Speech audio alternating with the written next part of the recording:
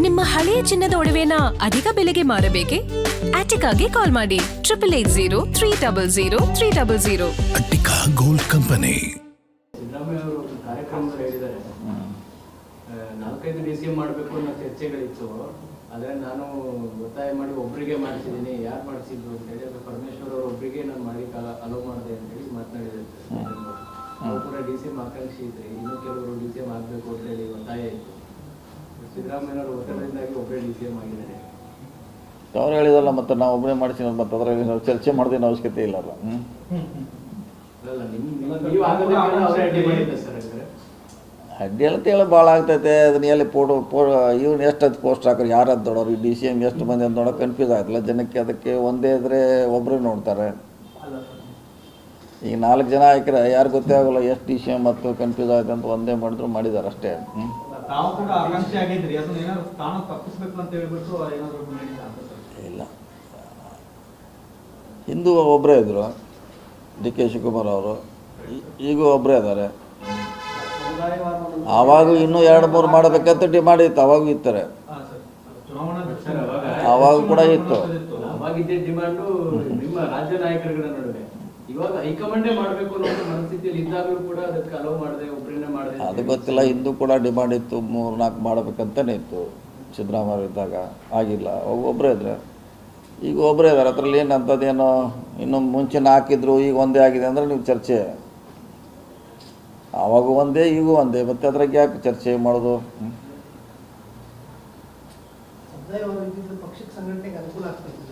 ಮಂತ್ರಿಯಾಗಿ ಮಾಡ್ತಾರಲ್ಲ, ಮತ್ತು ಈಗ ಮಂತ್ರಿ ಇದ್ರಲ್ಲ, ಮಂತ್ರಿಯಾಗಿ ಒಂದೇ DCM ಒಂದು ಎಲ್ಲ ಏನು ಹತ್ರ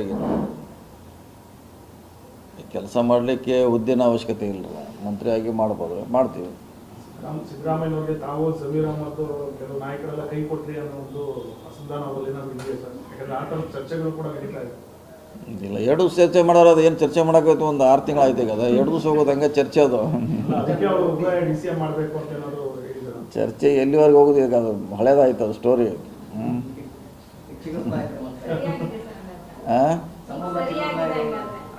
ಹಳೇದಾದ್ರು ಸರ್, ಈಗ ಅದರ ಹಿಂದೆ ಇರ್ತಕ್ಕಂಥ ಮರ್ಮ ಏನು ಅನ್ನೋದು ಹೊರಗಡೆ ಬರ್ತಾ ಇದೆಯಲ್ಲ ಸರ್? ಏನಿಲ್ಲ, ನೀವು ಹೆಂಗೆ ಅದು ವ್ಯಾಖ್ಯಾನ ಮಾಡ್ತೀರಿ ಹಂಗೆ ಆ ಥರ ನೋಡ್ಲಿಕ್ಕೆ ಆಗ್ತೈತಿ. ನಾವು ಒಂಥರ ವ್ಯಾಖ್ಯಾನ ಬೇರೆ ಮಾಡ್ತೀವಿ, ನೀವು ಒಂದು ಥರ ವ್ಯಾಖ್ಯಾನ ಬೇರೆ ಮಾಡ್ತೀರಾ. ಸರಿ, ವ್ಯಾಖ್ಯಾನ ಹೆಂಗಾಗ್ತಿದೆ ಅಂದ್ರೆ ತಪ್ಪಿಸಿದ್ರು ಅವ್ರಿಗೆ ಸಿದ್ದರಾಮಯ್ಯನವರು ಇಲ್ಲ, ತಪ್ಪಿಸಿದ್ದಾರೆ ಅಂತ. ತಪ್ಪಿಸಿದಾರೆ ಯಾವಾಗ? ಹಿಂದೆ 4 ಜನ ಇದ್ದರು, ಈಗ ಒಬ್ಬರೇ ಆಗಿರೋ ತಪ್ಪಿಸಿರೋ ಅಂತ ಹೇಳ್ತೀವಿ. ಹಿಂದೂ ಒಬ್ಬರೇ ಇದ್ದರು, ಈಗ ಒಬ್ಬರೇ ಇದ್ದಾರೆ. ಆವಾಗೂ ಚರ್ಚೆ ಇತ್ತು. ಈಗ ಹೈಂದ ನಾಯಕರು ಯಾರು ನೆಕ್ಸ್ಟ್ ಬಂದಾಗ ನಿಮ್ಮ ಹೆಸರು ಮುಂಚೂಣಿ ಬರ್ತಾ ಇತ್ತು ಸರ್, ಅವಾಗ ಹಾಗಾಗಿ ಎಲ್ಲೋ ಮಿಸ್ ಮಾಡ್ತಿದ್ದಾರೆ. ಇಲ್ಲ, ಹಂಗೇನಾಗೋಲ್ಲ. ಈಗ ಸಿದ್ದರಾಮಯ್ಯ ಅವ್ರನ್ನೂ ತಪ್ಪಿಸ್ಲಿಕ್ಕೆ ಸಾಕಷ್ಟು ಪ್ರಯತ್ನ ಆಯಿತು, ಅವ್ರು ಲೀಡ್ರ್ ಆಗಿ ಹೋದರು. ಈಗ ನಮಗೂ ಯಾರು ತಪ್ಪಿಸ್ತಾರೋ ತಪ್ಪಿಸ್ಲಿಕ್ಕೆ ಆಗೋಲ್ಲ. ಲೀಡ್ರ್ ಅದೇನು ಪ್ರಶ್ನೆ ಇಲ್ಲ. ಅವ್ರನ್ನೂ ಅವ್ರ ಕಾಲಾವಧಿಯಲ್ಲಿ ಅವ್ರನ್ನೂ ಎಳಿಲಿಕ್ಕೆ ಪ್ರಯತ್ನ ಆಯಿತು, ಎಲ್ಲ ಲೀಡ್ರ್ ಎಳಿಲಿಕ್ಕೆ ಪ್ರಯತ್ನ ಆಯಿತು. ಆದರೆ ಅವ್ರ ಲೀಡ್ರ್ ಶಕ್ತಿಯಿಂದ ರಾಮಕೃಷ್ಣ ಹೆಗಡೆ ಅವ್ರನ್ನ ಎಳಿಲಿಕ್ಕೆ ಪ್ರಯತ್ನ ಆಯಿತು, ಅವ್ರು ಲೀಡ್ರಾಗಿ ಅವ್ರು ಬಂದರು. ದೇವೇಗೌಡನೂ ಜಗ್ಲಿಕ್ಕೆ ಪ್ರಯತ್ನ ಮಾಡಿದ್ರು, ಅವ್ರು ಲೀಡ್ರ್ ಆದರೆ. ಯಡಿಯೂರಪ್ಪನೆಲ್ಲ ಅಷ್ಟೆಲ್ಲ ಮಾಡಿದ್ರು, ಇವತ್ತಿಗೂ ಲೀಡ್ರ್ ಆಗಿದ್ದಾರೆ. ಲೀಡರೇ, ಅದೇನು ಪ್ರಶ್ನೆ ಇಲ್ಲ, ಯಾರಿಗ್ಯಾರೂ ಎಳಿಲಿಕ್ಕಾಗೋಲ್ಲ. ಚುನಾವಣೆಗೆ ನಿಲ್ಲಲ್ಲ ಅಂತೇಳಿ ಸಿದ್ದರಾಮಯ್ಯ ಈಗಾಗಲೇ ಘೋಷಣೆ ಮಾಡಿದ್ರು. ಈಗ ನಿನ್ನೆ ಗಾಂಧಿ ಭವನ ಕಾರ್ಯಕ್ರಮದಲ್ಲಿ ಬೆಂಬಲಿಗರು ಒತ್ತಡ ಹಾಕಿದ್ದಾರೆ ಅಂತೇಳಿ ನೋಡೋಣ ಅಂತ ಹೇಳಿದ್ದಾರೆ ಸರ್. ಇನ್ನೂ ಆಸೆ ಇದ್ದಂಗಿದೆ ಅವರಿಗೆ. ಆ ಸಂದರ್ಭದಲ್ಲಿ ಅದನ್ನೇ ಹೇಳಬೇಕಲ್ಲ, ಇಲ್ಲಾರು ಬಿಡೋಲ್ಲ, ಅವ್ರು ಹೊರಗೆ ಬಿಡೋಲ್ಲ. ಅಲ್ಲಿಂದ ಬರ್ಬೇಕಾದ್ರೆ ಏನಾರು ಹೇಳ್ಬೇಕಲ್ಲ ಅವ್ರಿಗೆ. ನೋಡ್ತೀವಿ ಮಾಡ್ತೀವಿ ಅಂತ ಹೇಳ್ಬೇಕಾಯ್ತು.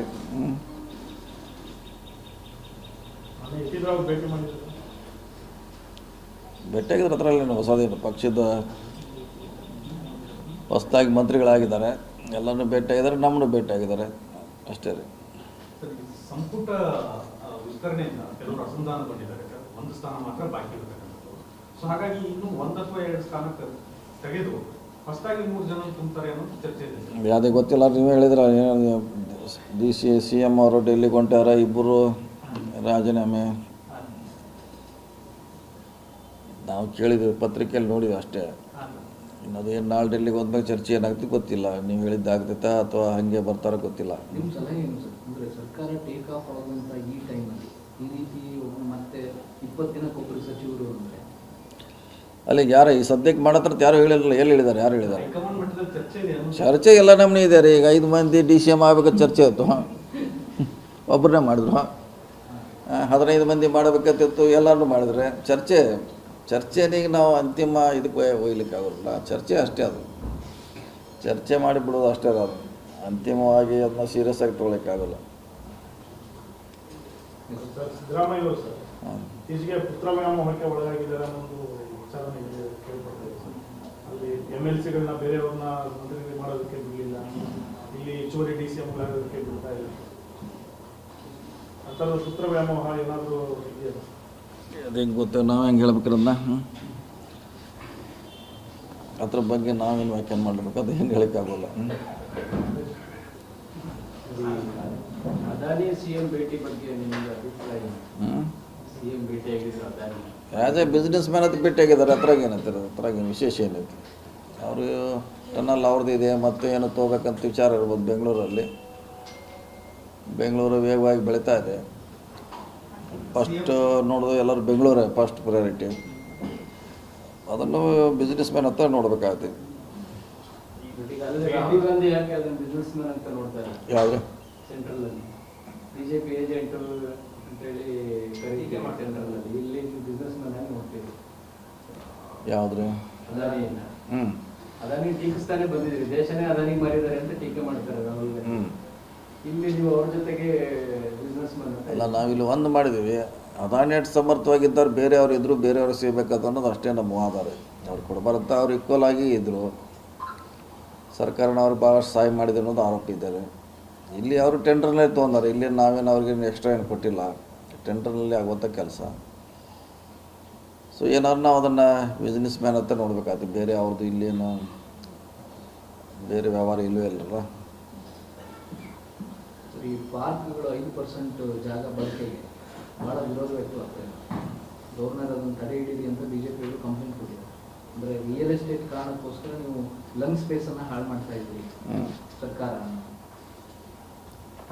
ನೋಡೋಣ, ಅದ್ರ ಬಗ್ಗೆ ಮೊನ್ನೆ ಸದನಲ್ಲಿ ಪಾಸಾಗಿದೆ, ಬಿಲ್ ಪಾಸಾಗಿದ್ದಾರೆ.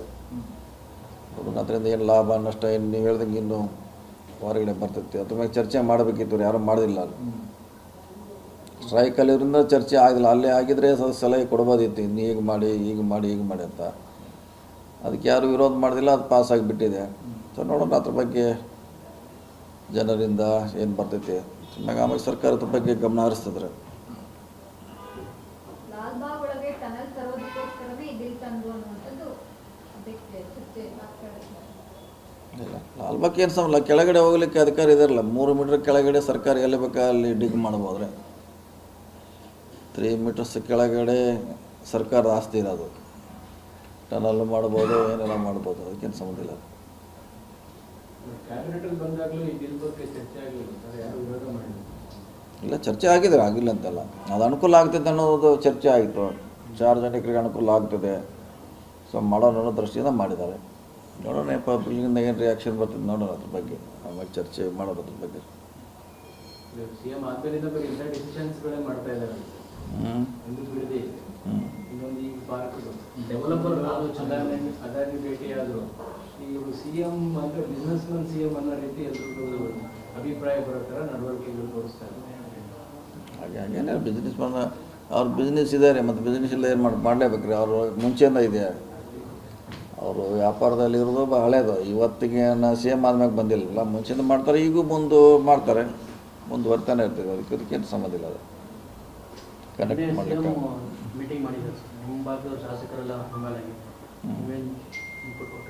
ಯಾವಾಗ ನಿನ್ನೆ ಅವ್ರವ್ರ ಕಾನ್ಸ್ಟಿಟ್ಯೂನ್ಸಿದು, ಅವ್ರ ಜಿಲ್ಲೆಯದ್ದು, ರಾಜ್ಯದ್ದು ಎಲ್ಲ ಚರ್ಚೆ ಮಾಡಲಿಕ್ಕೆ ಮುಕ್ತವಾಗಿ ಅವಕಾಶ ಇದ್ದಾರೆ, ಎಲ್ಲರೂ ಮಾಡಿದರು. ಸೊ ಸಾಕಷ್ಟು ಚರ್ಚೆಗಳನ್ನು ಆಯಿತು. ಅವ್ರ ಸಲಹೆಗಳನ್ನು ಕೂಡ ಭಾಳಷ್ಟು ಜನ ಕೊಟ್ಟರು.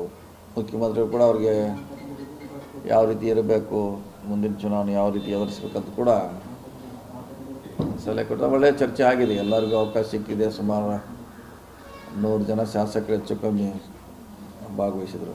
ಚೆನ್ನಾಗಿ ಚರ್ಚೆ ಆಗಿದೆ. ಅನುದಾನಕ್ಕೆ ಬೇಡಿಕೆ ಹಾಂ, ಹೇಳಿದ್ದಾರೆ ಯಾವ ಇಲಾಖೆಗೆ ಎಷ್ಟು ಕೊಡಬೇಕಂತ ಚರ್ಚೆ ಆಗಿದೆ. ಬಹುಶಃ ತಿಂಗಳ ಎಂಡ್ ಒಳಗೆ ಫೈನಲ್ ಮಾಡ್ತಾರೆ, ಯಾವ್ಯಾವ ಇಲಾಖೆಗೆ ಎಷ್ಟು ಅಡಿಷ್ನಲ್ ದುಡ್ಡು ಕೊಡಬೇಕಂತ ಈ ಮಂತ್ ಎಂಡಿಗೆ ಫೈನಲ್ ಮಾಡ್ತಾರೆ.